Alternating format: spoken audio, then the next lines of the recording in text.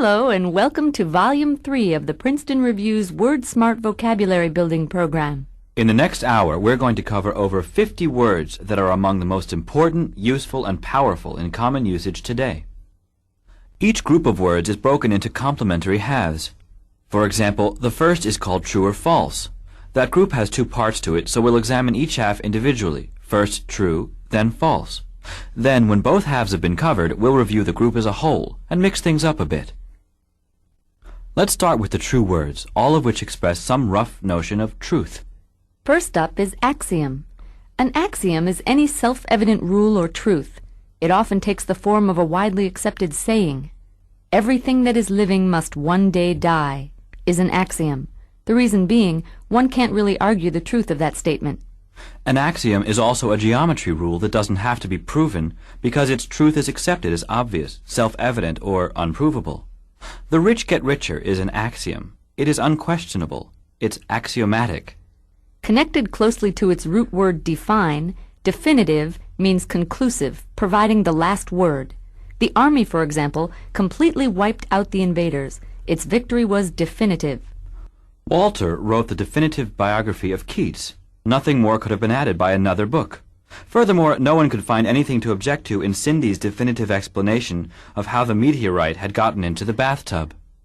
When something is definitive, it has the effect of defining the thing it describes. It is complete to the point of providing a definition. Definitive. The Ten Commandments are a set of precepts. The Golden Rule, which demands that we treat others as we would treat ourselves, is also a precept. A precept is a rule to live by, a principle establishing a certain kind of action or behavior. It's a maxim. Love thy neighbor is a precept we sometimes find difficult to follow. Our neighbor is a noisy oaf who painted his house electric blue and who throws his empty beer cans in our yard. People accept and follow precepts because they have the ring of truth and common sense to them. For instance, bacon is the healthiest food to eat would never be a precept because it's simply ridiculous. Indeed, any person with a brain would at least question the veracity of a statement like that. And a good thing, too, because it's in fact not true. The veracity of that statement is more than in doubt, it's just not valid. Veracity means truthfulness. You can see the Latin root veritas, which means truth, is there. For example, the veracity of George Washington's story about the cherry tree is legendary, but we can never be sure it was anything but legend. After falsely crying wolf 5 or 6 times, people were not inclined to trust the veracity of the boy's 7th call for help. Along the same lines, we have verisimilitude. Try this example on for size. The verisimilitude of the counterfeit $11 bills didn't fool the eagle-eyed Treasury officer. He saw immediately that they were clever fakes.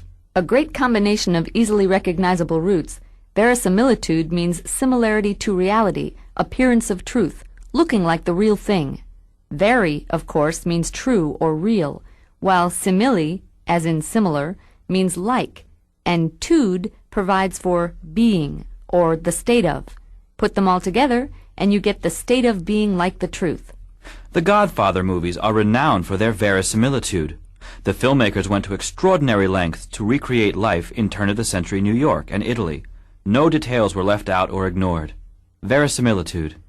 When a fact is taken to be true without any proof, it's called a postulate.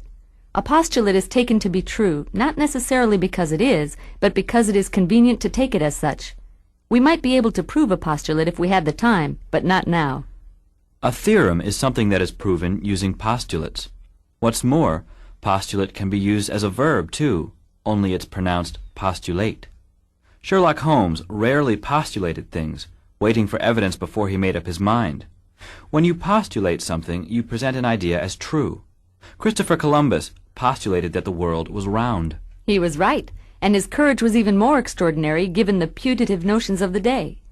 Everyone believed the earth was flat. Putative means commonly accepted as true, supposed, or reputed. The putative reason for placing the monument downtown is that nobody wanted it uptown.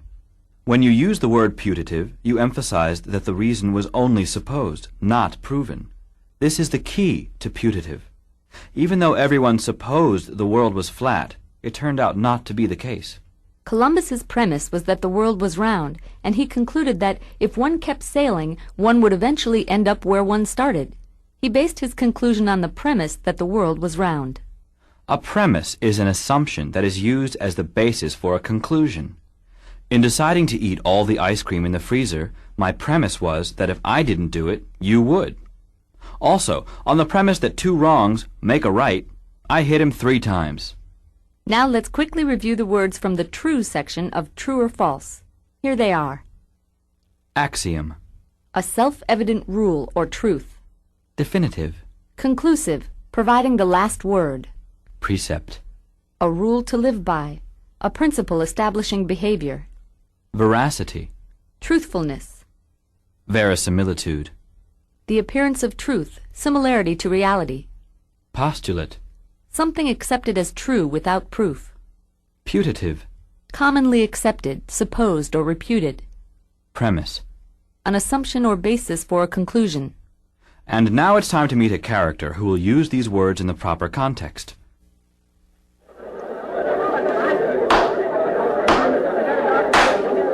In a court of law, truth is paramount. First, we put witnesses under oath to have them swear to the veracity of their remarks. Of course, there is no way to guarantee that everyone will speak truthfully. In fact, many professional witnesses give false testimony that seems exactly like the truth. The verisimilitude of their stories can fool even the best jury. But, unfortunately, the juries aren't pictures of righteousness either. They often condemn a defendant in their minds before the trial even starts, ignoring the fundamental American precept that one is innocent until proven guilty. While most people say they accept the putative notion that justice is blind, obviously they don't believe it in their hearts. Then there are the lawyers. They are supposed to support their arguments with valid premises. But sometimes lawyers don't base their arguments on any factual foundation at all, and still somehow manage to convince a jury that their description of an event is absolute, final, and definitive. I am skeptical, however, and unwilling simply to accept what lawyers say as postulates. I demand proof, and I can't dispute the oft-quoted axiom about our legal system. Don't trust the lawyers. It's time to take a look at the words from the other half of the true or false group, words that connote a sense of things being fake or untrue. Many film buffs can never forget the character of Big Daddy as played by Burl Ives in Cat on a Hot Tin Roof, as he stalked his plantation accusing his family of lies and mendacity. What better way could there be to remember the meaning of mendacious, which means lying or dishonest? Children are naturally mendacious. If you ask them what they are doing, they will automatically answer, nothing. Or, the jury saw right through the mendacity of the witness and convicted the defendant. To be mendacious is to engage in mendacity or lying. I have no flaws, except occasional mendacity. Every once in a while, I'll tell a lie. And speaking of movies, the film industry is in the business of spinning apocryphal tales. That's why we go to the movies, because for a couple of hours, the fictitious seems true. Apocryphal means of doubtful authenticity, fictitious, possibly untrue. An apocryphal story is one whose truth is not proven or whose falsehood is strongly suspected.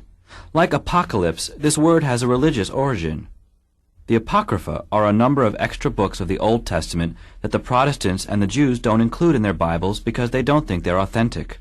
There is much speculation, for example, that Geraldo's stories of his many romantic conquests are apocryphal, but who really knows? Many people don't doubt for a minute that he's lying and call his claims spurious. Unlike apocryphal, which only implies some measure of doubt, spurious means out and out false. The political candidate attributed his loss to the many spurious rumors that hounded him throughout his campaign. Spurious connotes falseness in a particularly negative way. If you're busy trying to convince someone of something that's untrue, you're trying to delude them. For instance, the con man deluded us into thinking that he would make us rich. Instead, he tricked us into giving him several $100s. To delude is to deceive. The deluded mental patient believed that she was a chicken. To be deluded is to suffer from a delusion.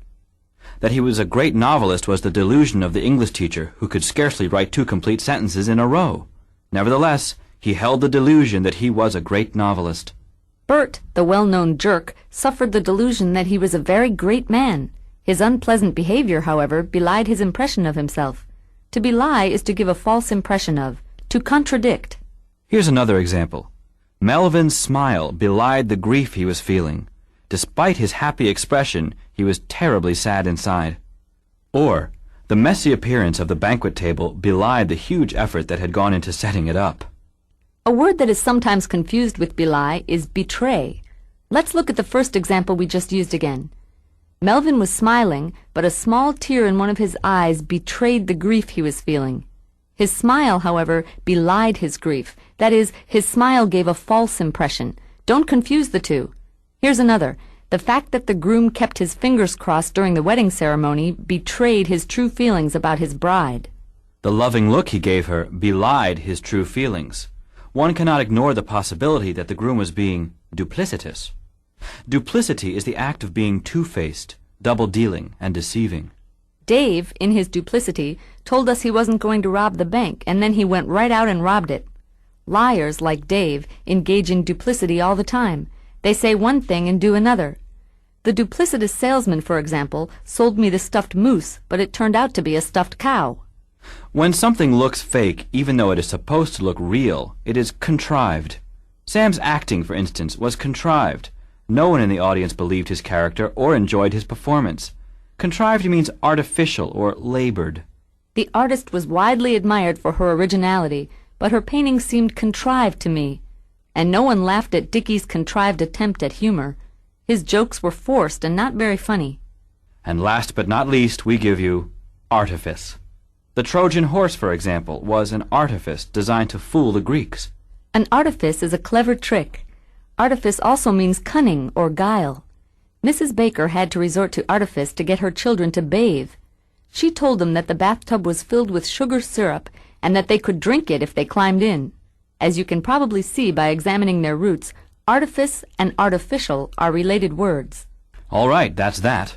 Now a quick review of the false words we just learned. Mendacious, Lying or dishonest. apocryphal, Of doubtful authenticity. Mythical. spurious, False or fake. delude, To deceive or trick. belie, To contradict or give a false impression of. duplicity, The act of being two-faced or double-dealing. contrived, Artificial, labored, or forced. artifice. A clever trick, also cunning, guile. And now, to put these false words to good use, we present Marvin the Magician.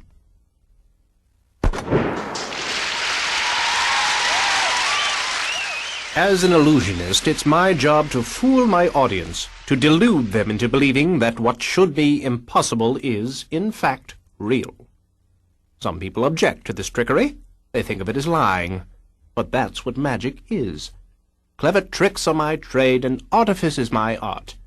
In fact, some of the tricks are very difficult to execute, and the smile on my face belies the effort I'm making.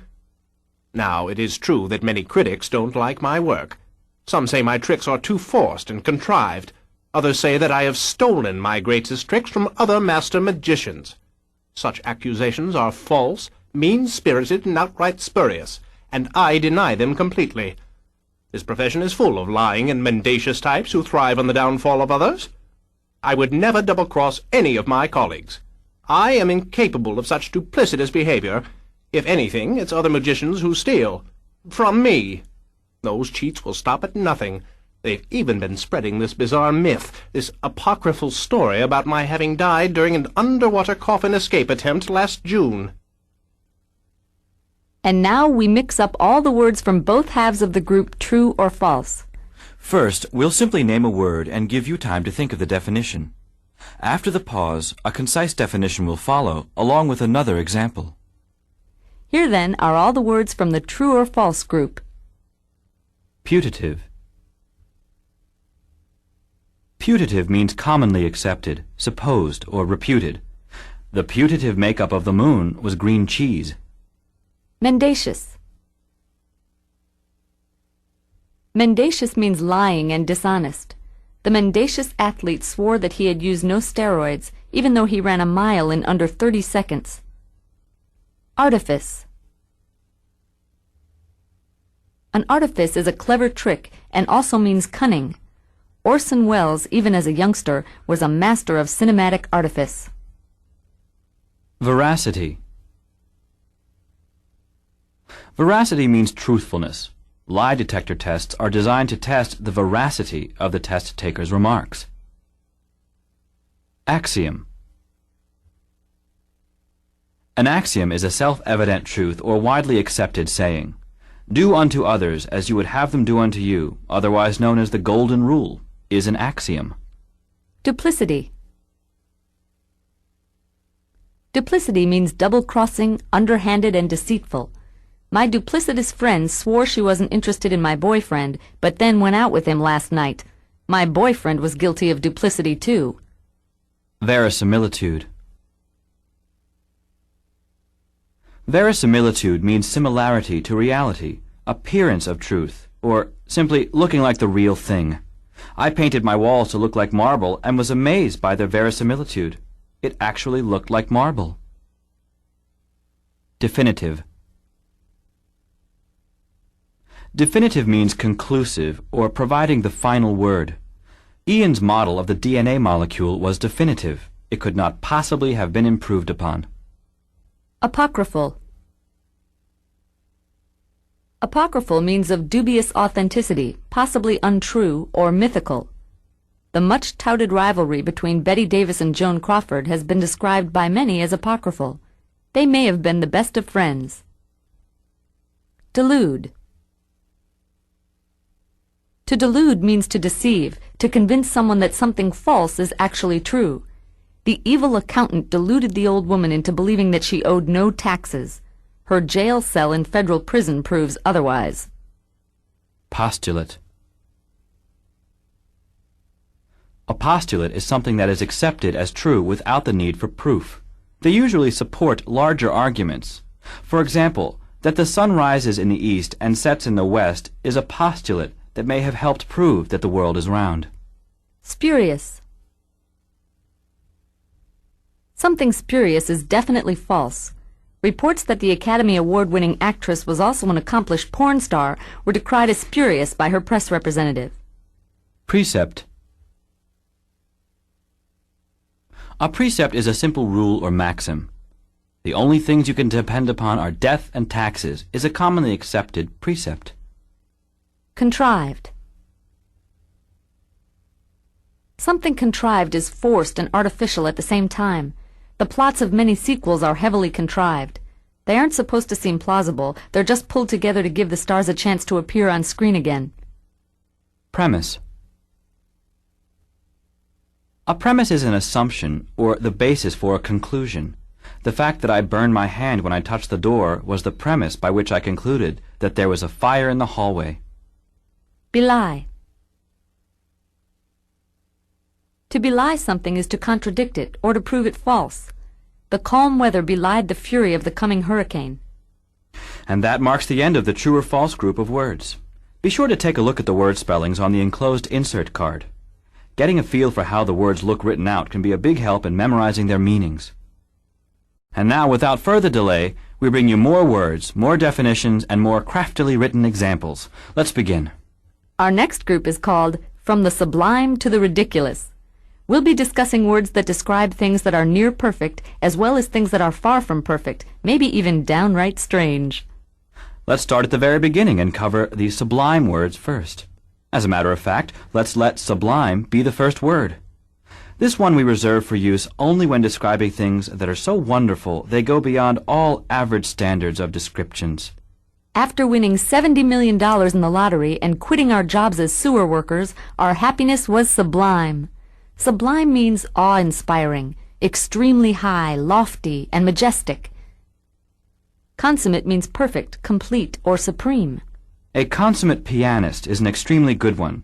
Nothing is lacking from the way he or she plays. Consummate is also a verb. Notice the different pronunciation. To consummate something is to finish it or make it complete. Signing a contract would consummate an agreement. If that agreement is very sacred, like a marriage, then it's sacrosanct. A church is sacrosanct.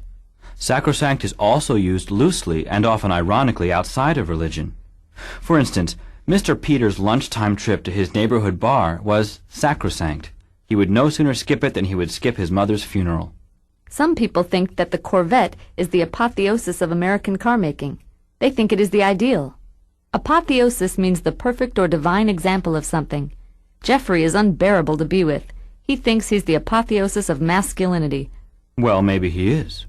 And maybe Elvis is the apotheosis of a popular entertainer.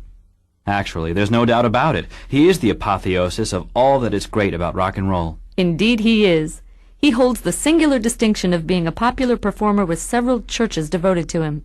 Singular means unique, superior, exceptional, or sometimes strange. Dale, for example, had the singular ability to stand on one big toe for several hours at a stretch. There was a man on the train this morning who had a singular deformity. Both of his ears were on the same side of his head. A singularity is a unique occurrence. Singularity is also the quality of being unique. Just remember one singular sensation from the Broadway musical A Chorus Line, and you can't go wrong.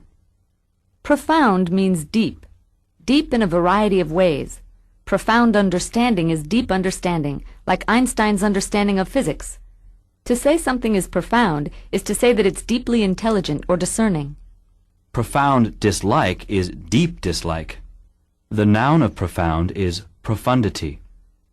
Einstein's head was replete with ideas concerning the nature of the universe. Or, the once polluted stream is now clean and replete with fish of every description.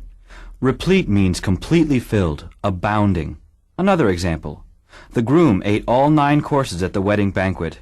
He was filled to the point of repletion. Replete. The bride and groom drove away in a stretch limousine, replete with fuzzy dice and bumper stickers. The last word in this half of the sublime group is exemplify. Exemplify means to illustrate by example, to serve as a good example. Fred, for instance, participated in every class discussion and typed all of his term papers. His teacher thought Fred exemplified the model student. And Fred's classmates probably hated him. But anyway, an exemplar is an ideal model, while exemplary means outstanding and worthy of imitation. Any way you slice it, to exemplify is to be really, really good. Now we're ready for a quick review of the sublime. Profound. Very deep and or meaningful. Replete. Abounding or completely filled with something. Singular. Unique, superior, exceptional, or strange. Apotheosis. The perfect or divine version of something. Exemplify. To serve as a good example. Consummate. Perfect, complete, supremely skillful. Sublime. Awesome, majestic, extremely wonderful. Sacrosanct. Sacred, untouchable or unassailable. In order to get an idea of how these words actually function out there in the real world, here's someone who'll use them in context. And now, here's Madhavista, the Himalayan holy man.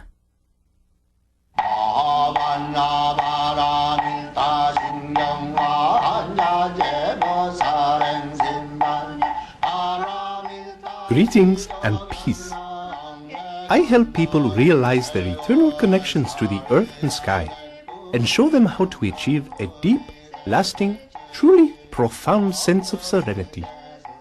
Here in our small mountain monastery, we perform a variety of rituals, each overflowing with songs and chants.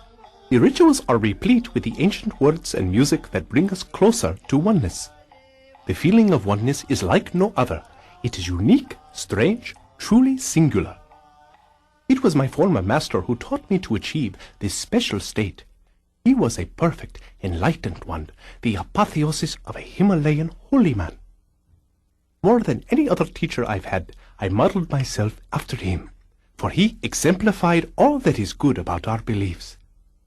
But beyond his great holiness, he also had supreme mastery of his voice. He was the consummate Vedic chanter. There was not a monk in all of India that could top him. Like my master before me, I help people to get in touch with their inner selves to achieve overwhelming feelings of joy that can only be described as sublime, surpassing all previous feelings of goodness and satisfaction. Many Westerners do not understand our work here, but to all of us at the monastery, rituals are just as holy, just as sacrosanct as the rituals of Western religions.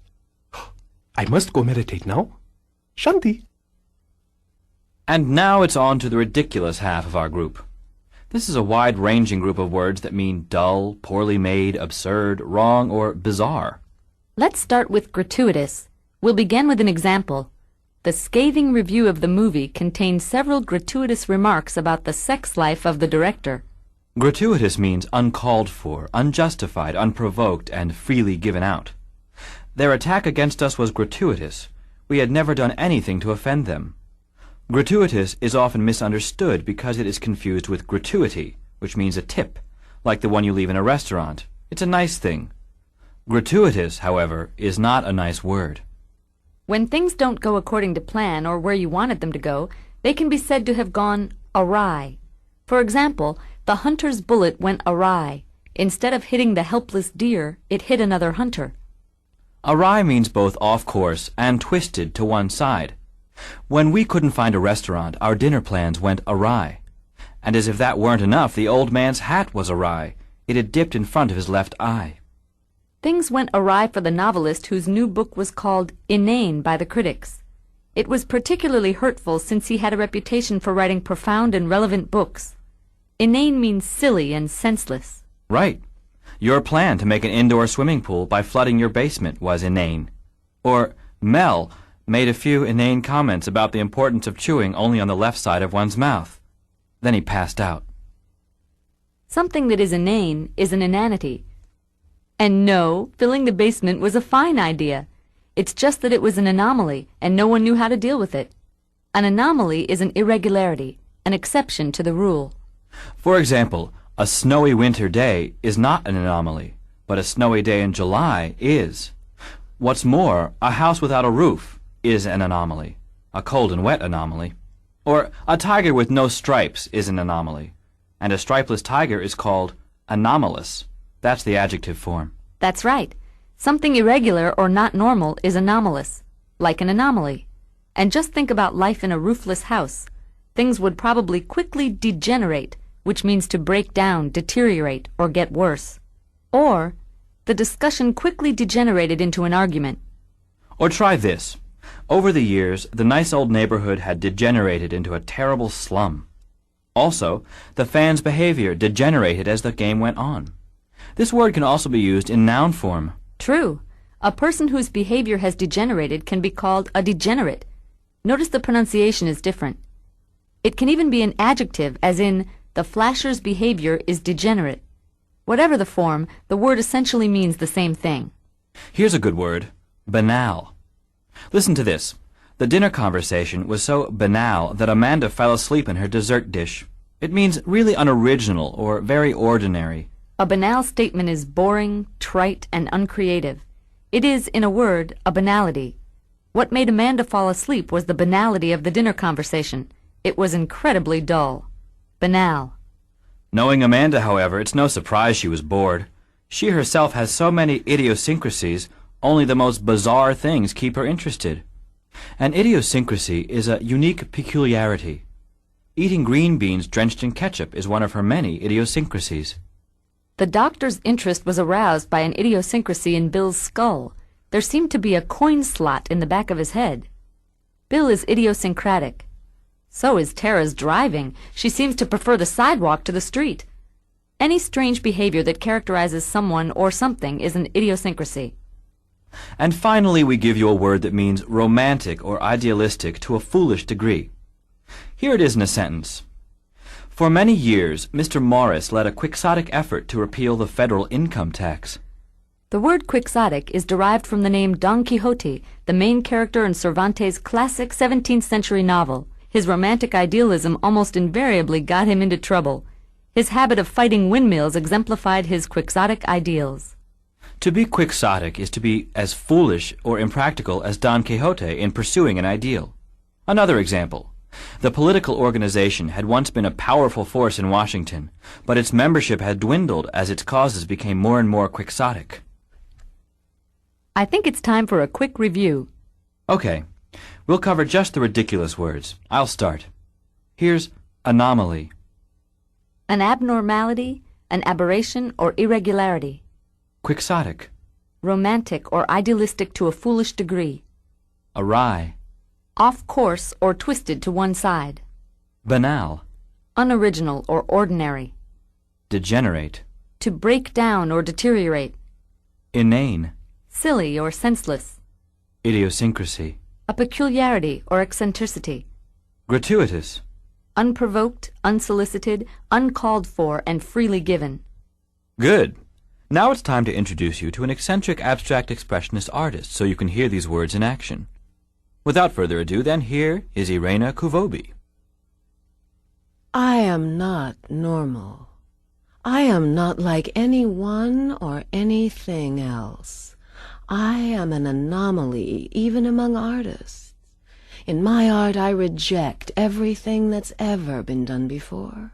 All art before mine is just too ordinary, boring, and banal. My art springs from my own uniqueness. It is the sum of all my personal eccentricities and idiosyncrasies. It is also efficient art.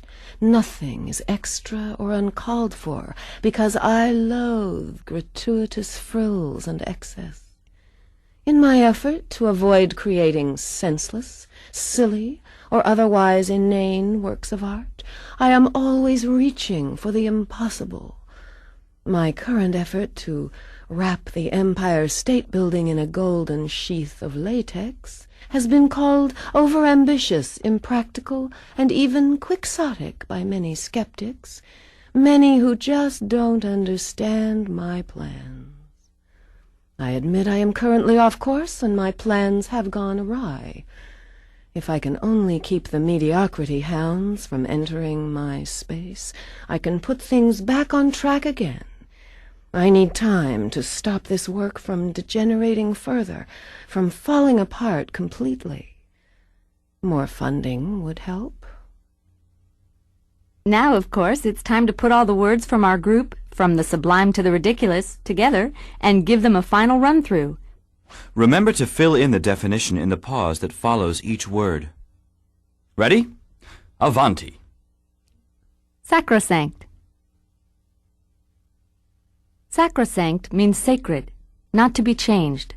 Julian's ritual of kissing the airplane before he boarded was sacrosanct. Without that kiss, he refused to fly. No questions asked. Gratuitous. Something gratuitous is unprovoked, uncalled for, freely given, and unfriendly. After she fired my friend Polly, her boss slapped her face. Now that's gratuitous behavior. Profound. Profound means deep in a spiritual or intellectual way. The philosophy professor's ideas on the nature of existence were truly profound. Just talking to him made me feel as though I might not exist. Awry. When something has gone awry, it's gotten off course, gone bad, or, quite literally, been bent out of shape. After that little boy touched the Mona Lisa at the Louvre, somehow it looked awry. It certainly wasn't hanging straight. Consummate. Consummate means perfect and complete. Ella Fitzgerald, for instance, is the consummate singer of the 20th century. Her singing says it all, and no one can do better. Quixotic. Quixotic means idealistic and romantic to a foolish degree. Derek's effort to aid every old lady in the city to cross the street was quixotic, to say the least. Inane. Inane means silly, pointless, or senseless. After hours of viewing reruns, the inanity of Gilligan's Island gave me vertigo. Replete. Replete means completely filled, abounding. The snazzy hotel penthouse suite was replete with every possible convenience and luxury. Idiosyncrasy. An idiosyncrasy is a peculiarity or eccentricity specific to one person or thing. Alicia's many idiosyncrasies, such as her shaved head and penchant for chirping TV theme songs, drive me nuts. Apotheosis. An apotheosis is a perfect example or divine version of something. Nadia Comaneci was the apotheosis of women's gymnastics. 7 perfect 10s make her the best of the best. Degenerate. To degenerate means to fall apart or to break down. Our romantic evening out together swiftly degenerated into a nasty battle over which movie we'd go to. Singular. Something singular is unique or extraordinary. Moses' parting of the Red Sea was indeed a singular event in history, apocryphal though it may be. Sublime. Sublime is awesome, lofty, and extremely wonderful. The feeling of winning the Best Actress Oscar was sublime, but then again, so was the performance. Anomaly. An anomaly is a deviation, irregularity, or exception to the rule. Monica's clock is an anomaly. It has 3 hands and 13 numbers.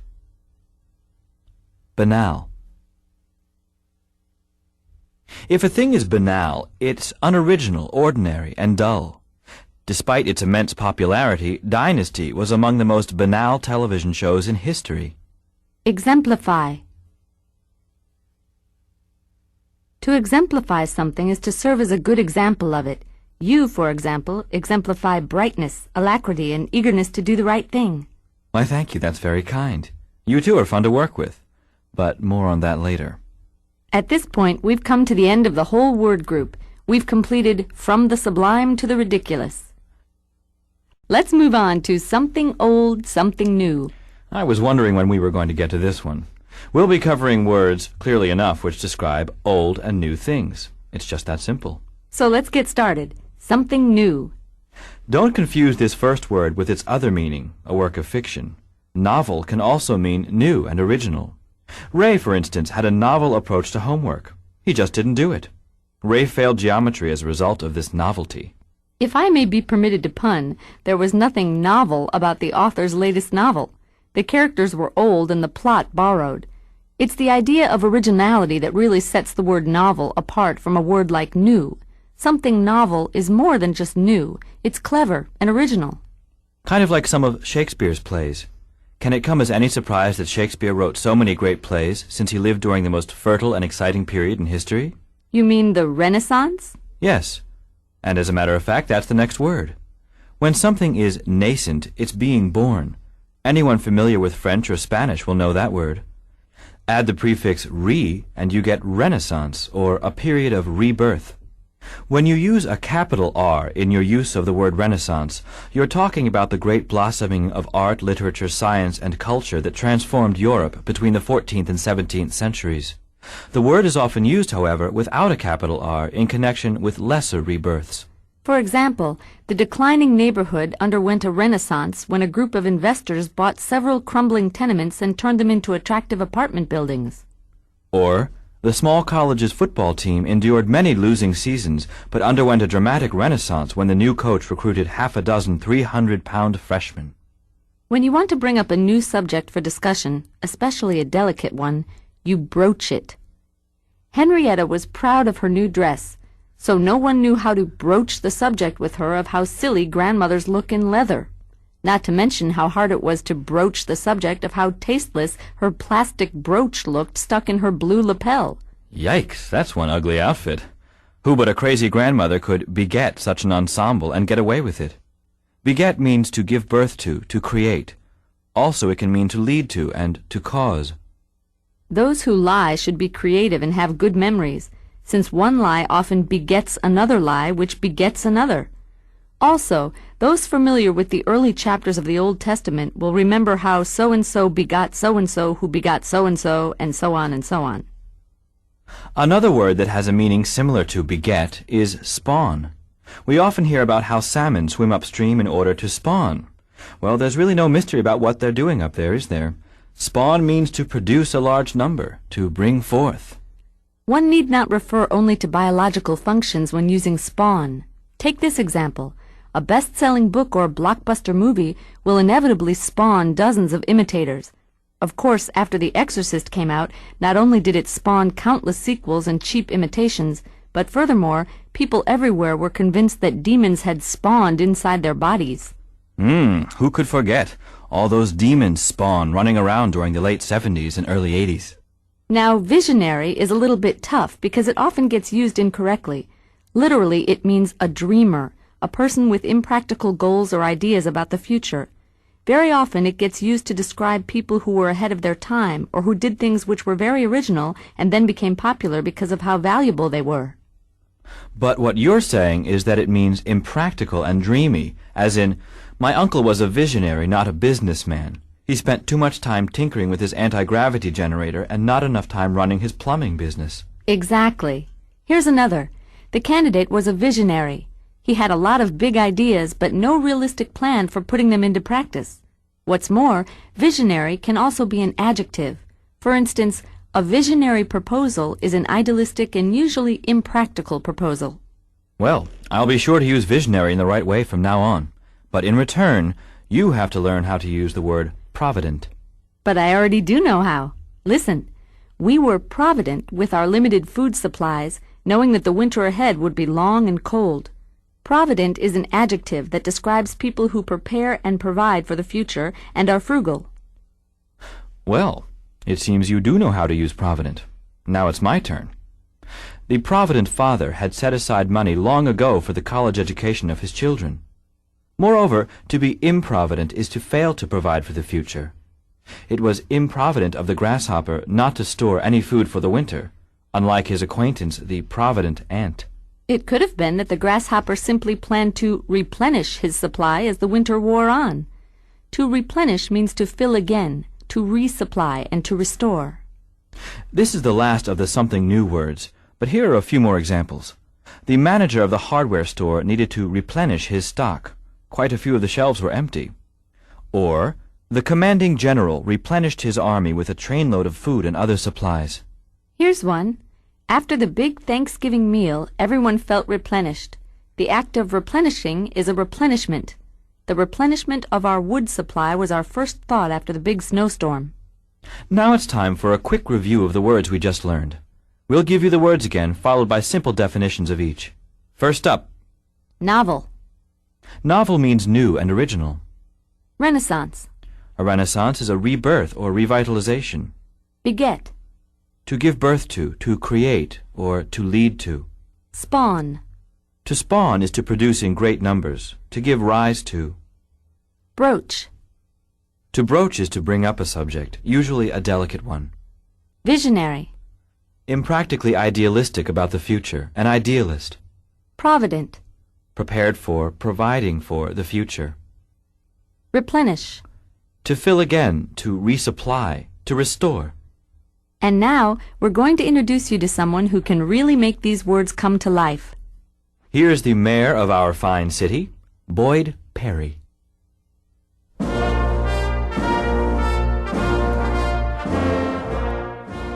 Fellow Metropolitans, you are to be congratulated. It is your hard work and commitment that have rebuilt our fair town and sparked an urban renaissance. It was clear that new and original tactics were called for, and our approach to this task was a novel one. Many thought our plans for the future were idealistic, if impractical, and I, of course, was called a visionary. But as time has proven, our foresight at the time was indeed provident, and our future, therefore, seems assured. Our civic spirit, which was nearly gone, has been replenished, as our city's prospects are once again bright. And, as anyone will tell you, happiness breeds more happiness, which in turn begets more good things, and so on and so on. But just look around the country, my friends, and see how our extraordinary effort has spawned countless similar efforts in cities like ours. That said, it is with little hesitation that I will broach the subject of my re-election. Hello, fellow Metropolitans! Hello! Now let's move on to the words from the other half of this group, something old. There's no need to explain that these words all describe things that are old or that came before. All right, let's get started late in the alphabet with vestige. See if you can figure out the meaning by hearing it in context first. The unhappy young man found vestiges of his fiancée in the rubble. The explosion had effectively ended their romance. Oh, that's pleasant. A vestige is a remaining little piece of something, a last trace. Here's another, less gruesome example. An old uniform and tattered scrapbook were the only vestiges of the old man's career as a professional athlete. Also, your appendix is a vestige. It used to have a function, but now this organ does nothing. No, that's not unpleasant at all. The adjective form of vestige is vestigial. The appendix is referred to as a vestigial organ. It is still in our bodies, although it no longer has a function. It is a mere vestige of some function our digestive systems no longer perform. Perhaps it's not a vestige at all, and is actually a precursor to something that hasn't shown up yet. A precursor is a forerunner, something that comes before and paves the way for whatever it is that follows. This weekend, I'll be vacationing in a friend's rustic cottage up on Lake Kwakahuchi. It's pretty enough, but I'll miss having a hot shower, television, and electric lights. I see. Rustic means rural, lacking urban comforts, or primitive. It can also be used as a noun, as follows. A rustic is an unsophisticated person from the country.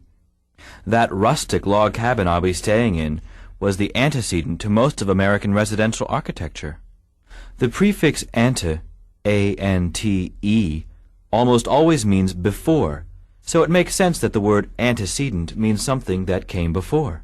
It can also mean the model for something that came after, like your friend's log cabin. Also, your grandparents, as well as your parents, could be said to be your antecedents. They came before you, and they are in many ways models for how you turned out. The horse-drawn carriage is an antecedent of the modern automobile. Antecedent also works well as an adjective. For instance, the oil lamp was antecedent to the light bulb. A good way to remember antecedent is that it is related to a word that's similar in meaning, precedent, which means an earlier example of something. Precedent is the noun form of the verb to proceed or to go before. To set a precedent is to do something that sets an example for what may follow. The major difference between precedent and antecedent is that an antecedent usually is different, more primitive than the things that came after it. A precedent is usually very similar, as it is in the law. For example, George's consumption of 400 hot dogs has no precedent. No one had ever done it before. In other words, it was unprecedented. It was entirely new. How about this? Last year's $1 million prom set a precedent that the current student council hopes will not be followed in the future. That is, they hope that future proms won't cost $1 million. Spending that kind of money for a high school dance does, after all, go against both tradition and convention. When something is conventional, it's common, customary, and unexceptional. For instance, the architect's conventional designs didn't win him awards for originality. Tipping the waiter in a restaurant is a conventional courtesy. It's often used as a buzzword for old hat, as in the following example. Conventional wisdom is what everyone thinks. The bland politician maintained his popularity by never straying far from the conventional wisdom about any topic. It's really the opposite of novel. Here's a word that doesn't in and of itself mean old, but is often used in conjunction with old or simple ideas. Rudimentary, which means basic, crude, or unformed. The primitive tribe's tools were very rudimentary. In fact, they looked more like rocks than tools. Here's one. The boy who had lived with wolves for 15 years lacked even the most rudimentary social skills. That's when you're using rudimentary to mean basic. Here's one for use as crude. The strange creature had small bumps on its torso that appeared to be rudimentary arms and hands. More pleasantries, I see. Let's move on to the last word in this group. Here's an example first. For a happy life, eat figs is not an adage. No one ever said it before this moment. Honesty is the best policy is an adage. An adage is an old saying, a familiar bit of wisdom. The key is an adage must be old, tried, and true. Have you got one? An apple a day keeps the doctor away. An old chestnut, but nevertheless an adage. Likewise, a bird in the hand is worth two in the bush. Adages are often cliches, but that's an inevitable result of standing the test of time. And speaking of which, it's time for a quick review of our words from something old. Vestige. A last remaining trace of something. Precursor. Predecessor. Something that comes before and paves the way for what comes after. Antecedent. Someone or something that went before and provides a primitive model for what followed. Conventional. Common, customary, or unexceptional. Precedent. An earlier example of something or someone. Rustic. Rural, lacking in sophistication, primitive. Rudimentary. Basic, crude, unformed, or undeveloped. Adage. An adage is an old familiar saying, a cliched bit of wisdom. And now, as you all know, it's time to hear the words used in context. So without further delay, meet Joan Whifflemoo, Museum Curator.